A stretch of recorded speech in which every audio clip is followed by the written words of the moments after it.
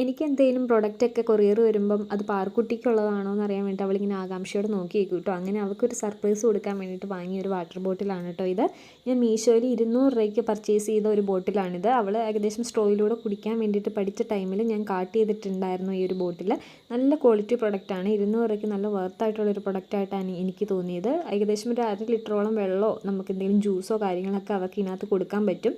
നല്ലൊരു ക്യൂട്ട് ഷേപ്പിലാണ് വന്നേക്കുന്നത്. 2 കൊമ്പ് പോലെയൊക്കെ ആയിട്ട് നല്ലൊരു അടിപൊളി ഷേപ്പിലാണ് വന്നേക്കുന്നത്.